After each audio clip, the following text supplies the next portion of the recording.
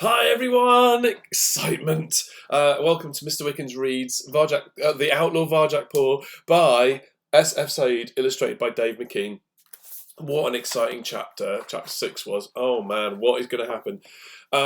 First of all, little disclaimer about accents. I love all accents and I just literally throw them in with a new character, whichever comes to mind first. And I have a little bit of apology to make because last chapter I gave a brilliant shout out to all these people who were all in Scotland for some reason, and then in the book when a character came along who was actually quite grumpy and pessimistic, I gave him a Scottish accent, so I'm very sorry. That is no reflection, so a little disclaimer there. But anyway, hope it made you smile. Shout outs today. We've got some shout outs to Juliet, Florence, William and Beatrice from Burntwood. I'm so glad you're back listening with us. Yes. So thank you. It's really good to have you back. I'm really glad you're enjoying it. And also Imi, Hattie and Sebi from Yorkshire. Awesome. I wonder if I can get another Yorkshire accent in at some point. But it's lovely to see you guys. Thank you for tuning in. I'm really glad that you're enjoying it as much as I am. So here we go. Chapter 7. It was dark in the crate. It was full of buzzing flies and smelled of rotten fruit. The ground was slimy, sticky under Varjak's paws. He peered out through the crack, heart pounding. Sally Bones's cats were stalking down the steps. They walked in line, a tight, disciplined line, each guarding the others. They looked so much bigger and stronger than the street cats. They looked very well fed. They were led by Luger, the grey cat with emotionless eyes. Behind him came Razor, strutting, tall as ever, despite the fight. After Razor came Uzi and Shane and 6 others. Each one was terrifying. The street cats cowered away from them and clustered round Mrs. Moggs by the anchor. "We're looking for a cat called Varjak Paw," snapped out Luger, cold as ice. "He's new in town. Who knows where he is?" Varjak's heart lurched. One word, one look could give him away. But the street cats didn't say a thing. They didn't even glance at the crates. "This cat is small but dangerous," said Luger. "He is an outsider, not from round here.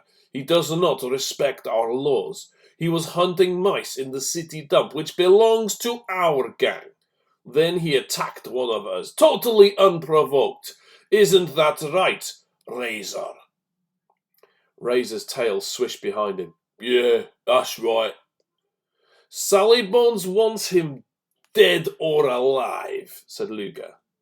"He's an outlaw, and so are his friends Holly and Tam. We know they're your friends too. Where are they?" Varjak's insides felt like liquid. Outlaw? Dead or alive? How had this happened? Out in the yard, Mrs. Moggs spoke up. "Well now, Luger," she said, quiet but firm. "First of all, I do believe the dump is part of the city centre. It's neutral ground. It don't belong to your gang." Luger didn't blink. "And what else?" he said. "Second," said Mrs. Moggs, "we don't know this Parjak Vor or whatever he's called." Her words crackled round the yard like electricity. Luger shook his head. "That's a shame," he said, "because Sally Bones is offering a reward for information. Fresh fish and juicy mice, as much as you can eat." Varjak's heart twisted inside his chest. Luger had offered them the one thing they all wanted. But everyone stayed silent, even old Buckley. They just looked down at the ground. Above, a seagull squawked a long, hoarse cry into the night.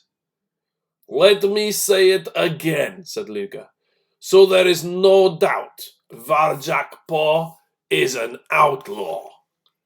We will find him. We will hunt him down, and we will bring him to justice.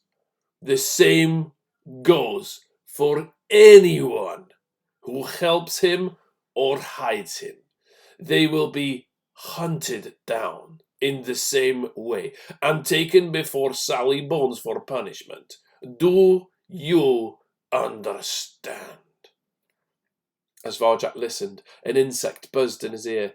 It landed on his nose. He could feel its legs crawling on his face, but there was nothing he could do. Sally Bones' gang would hear him if he made a sound. Keep still. Don't move. Don't even breathe. Out in the yard, there was a silence, a roaring silence.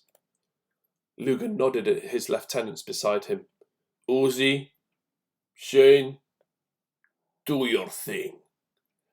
Uzi and Shane grinned. They stalked around the yard, tails flicking with menace. They pushed and prodded the street cats. Varjak could see the street cat's fur rising with fear, their little huddles breaking up. He felt the fear himself rising in his guts. It's going to get worse, said Luger, if you don't tell us what we want to know. Call your thugs off, said Mrs. Moggs. We don't know nothing. Luger sidled up to her. Is that so? He hissed.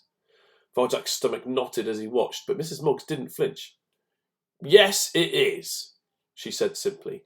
And I'll tell you what else, now you ask. Them fish and mice you're offering as a reward, they belong to us anyway. You stole them from us. Luger stared at Mrs. Moggs. She looked straight back at him, dignified and calm. Luger blinked first. He shook his head with irritation and snuck around behind her. And who is this? He said, dragging out the marmalade-coloured kitten. It's little Jess, said Razor. He strutted over. Jess tried to back away, but Luger held her there. The knots in Varjak's stomach tightened. Don't you hurt my Jessie, said Mrs. Moggs, her fur beginning to rise. Don't you hurt her, you hear me? Oh, we wouldn't dream of it, said Razor, big and loud. We don't want to hurt anyone. We just want to protect you from a dangerous outlaw. You understand that, don't you, Jess? Now, why don't you save everyone a lot of trouble and tell us where to find Varjak Paw and his friends, eh? I don't know, said Jess in a wavery voice. Luger shoved Razor aside and unleashed his claws in front of Jess's face. You're a pretty little kitten, he said, cold as ice. You want to stay pretty, don't you? You don't want to end up with nasty scars everywhere, like Razor here. Now tell us where he is. Jess stood there, trembling. So did Varjak, in the crate, and Holly and Tam beside him. He felt helpless, totally helpless. Have a heart, Luger, pleaded Mrs. Moggs. Jessie's only little.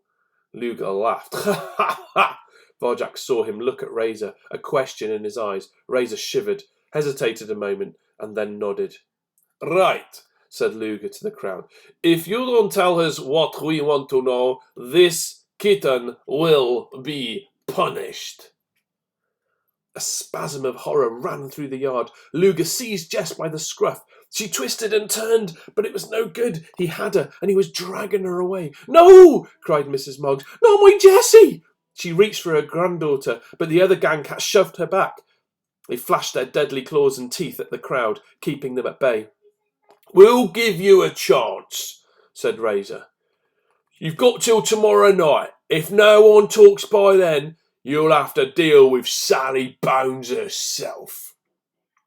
The street cats recoiled at her name. They shrank back in terror, sinking into the snow. Razor, Luger, and the rest of them strode up the steps, out of the yard, dragging Jess away. She was writhing. Mrs. Moggs was howling, but no one lifted a paw to stop it happening. There was no resistance. No one dared. That's the end of chapter 7. Oh man, what's going to happen to little Jess? Oh, what do you think's going to happen? Man, I bet your imaginations are going wild now. Oh, don't forget Send me artwork, send me ideas, send me poems, send me anything you want me to put up on the screen and I'll show it for you. Give me more shout outs, and I really hope you stay tuned, ready for tomorrow night, 6:30, and I'll see you then. Keep the way alive.